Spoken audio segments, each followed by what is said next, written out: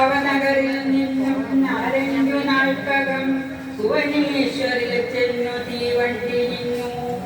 പുരുഷാരമെല്ലാം ഒതുങ്ങിയ നേരത്തു ജനലരികത്തു ഞാൻ ചെന്നിരുന്നു.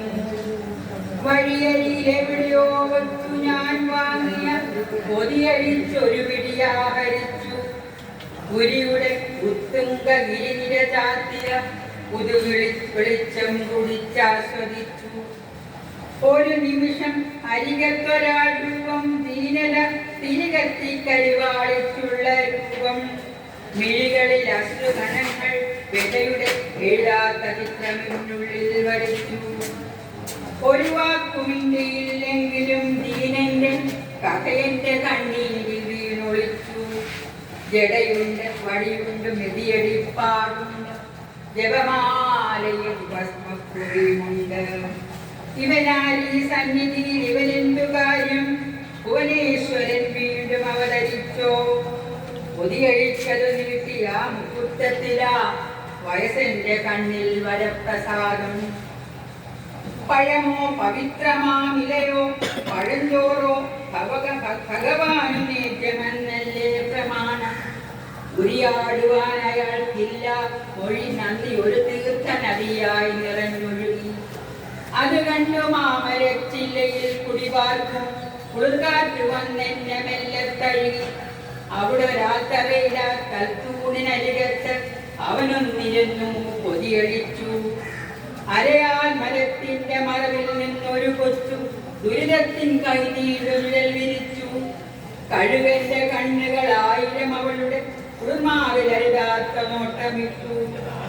ഒരു ചെറുതുണി കൊണ്ടു നാണം മറയ്ക്കുവാൻ പരിതാപമാർന്നവൾ പാടുപെട്ടു.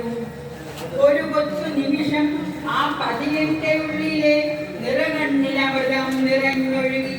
മകളെ, കരിഞ്ഞൊരു ദൈവമെനിക്കൊരു പൊതിയായി പ്രസാദമായിരുന്നു വന്നു. ഇത് നീ കഴിക്കുക, പട്ടിണിയല്ലേ നീ, ഇനിയും വരാതിരിക്കില്ല ദൈവം.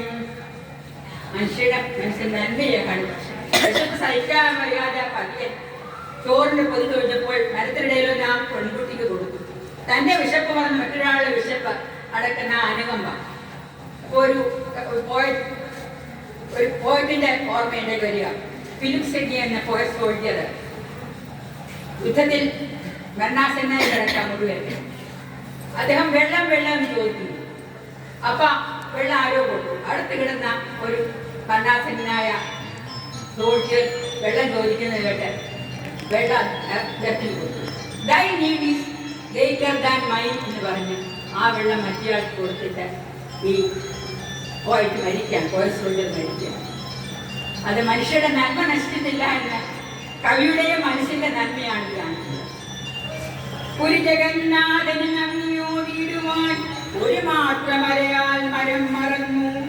ആരാധനയ്ക്ക് സമയമറിയിക്കും അരയാൽ കുരുവി പറന്നകന്നു.